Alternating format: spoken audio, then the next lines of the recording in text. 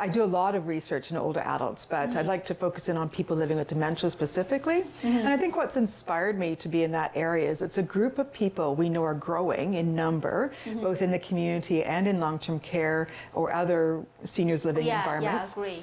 But we often don't think about how nutrition food can be used to support their well-being and health. And we know that even when a person does have memory loss or memory changes, their body still needs adequate nutrition. And we think as well the brain actually can be supported by better nutrition as well. So trying to promote healthy eating as a way to stay well as for their general well-being and quality of life, that's what I try to do in my research. In the case with dementia, I'm working on some programs where we're trying to actually identify those individuals living in the community with dementia or memory problems who might have nutrition problems. Right now, those folks are not necessarily seen by dietitians. Their physicians might not be aware of the challenges they're having, but we know that caregivers and the person with dementia or mild cognitive impairment, when they have those nutrition problems, that can affect their overall health. It might lead to a fall, might lead to a hospitalization. So we can promote nutrition in that group. We can keep people at home where they want to be longer, and their caregivers as well, dealing with some of the stresses they have. So I think seeing that research going right into application is a strength of what I do. And I would say a milestone in my work would be getting things right to people as soon as we have that research, and the RA certainly helps us with that. Oh wow, that sounds very rewarding. It is. Yeah. So what kind of challenges have you experienced? Yeah, working with persons living with dementia, whether it be in seniors living environments like long-term care homes or retirement homes, or in the community, the challenge is sometimes finding people. And that might sound odd, but people coming forward to do research can be a challenge, right? So recruiting individuals, and we have, again, the great support of the Research Institute for Aging to help us with that. But that's been one of the greatest challenges, finding people in the community who are able and ready to be involved in research. And then once they're involved, I think they really see the benefit to their lives. But that initial stigma about, what is this research going to do? And is this really going to help me? That can be a barrier, right? But once they participate in one program or one component of research, they might realize, hey, this actually benefits not only me, but obviously other people out there that might also have dementia or memory problems. And so I think that's one barrier. In terms of other barriers, I think is also the time, quite frankly, and money to do research is always a challenge. And nutrition tends to be underfunded, overlooked. People don't think it's as important as some other areas, again, in the area of dementia. And so they might be thinking about other issues that are also very important, but realizing nutrition is key to healthy living, brain down, is really important, I think. And so getting that funding to support those sorts of programs that can be evaluated and support people living in the community or living in long-term care institutions and facilities is important as well. Yeah, I agree with you, especially for people with dementia. They couldn't express themselves fully, right? So as a caregivers, as a researchers, we need to be more proactive.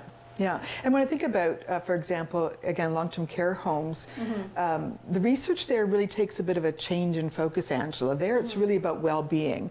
And so the research that I'm doing in that area is really trying to focus in on mealtime experience. Again, recognizing individuals with dementia are varied capacities, whether it be for communication or for eating. How can we actually improve the mealtime experience so it actually is enriching for everybody, team members, family members, and residents. And so I have a program that I'm doing now called Choice Plus, where we're actually trying to get teams within homes to think about how can they actually make that mealtime experience a much more rewarding experience for everybody, more about social connectivity rather than just eating, right? We know that people eat 3 meals a day, and that's an opportunity, again, especially for people that might have challenges with communication, how they can be socially connected to everybody in the home. Then thinking about, again, in the community, persons living with dementia, it might be more concerns around eating well, right? But also that social connectivity and seeing it as a place that they can actually use to help them cope with the changes that happen in their life as a way to stay connected to family and friends and others. Food is all of that, right? And so it's not just the nutrition itself, but also the mealtime experience. Oh yeah, I agree with you about the social connections during mealtime. It makes difference, right? It absolutely does. Yeah. So what other programs have you developed for people? So one that's, we talked about Choice Plus. Yeah. I'm also working, as I said, on a project of people living with memory problems and dementia in the community. We're trying to identify how to help primary care providers identify nutrition risk in old adults. That's a project we're running right now. We're looking for participants, so if anybody's interested, they can certainly make contact at the RA for that. And then the third one that I want to highlight is actually around, or actually third and fourth, persons living with dementia in the community. I work with Laura Middleton, who is a researcher in exercise, and Carrie McCaney, who's also a researcher here at the RA. The three of us have developed a program called Delight. Okay. And the idea is it's a well-being program for people living with memory changes and their caregivers. It's exercise, healthy eating, as well as thinking about some other issues that people may have in this age group. Sleep problems, for example, coping, again, social connectivity.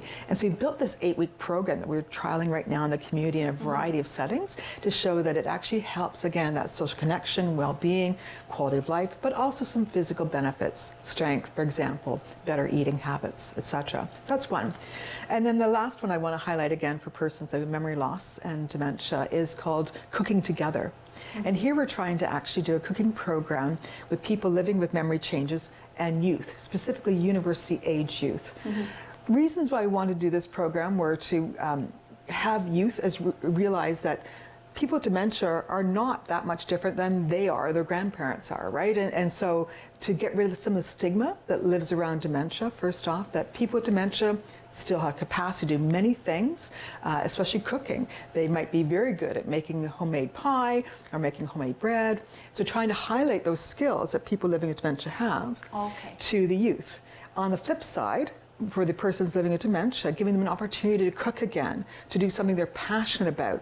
And then when getting together at the end of that cooking session to eat together again, that social connectivity, to build that rapport, to help people integrate and feel like they have a meaningful opportunity here. That's what we're trying to do with Cooking Together. So that program is just starting, and we're at what I call the prototype phase. That's the other great thing about the RA is we have this model of incubation, acceleration, mobilization. So we're that incubation phase of trying to figure it out. Then the next step will be to accelerate, show we can do it in multiple different ways, and then hopefully mobilize the program down the road. Wow, very impressive. I like this idea.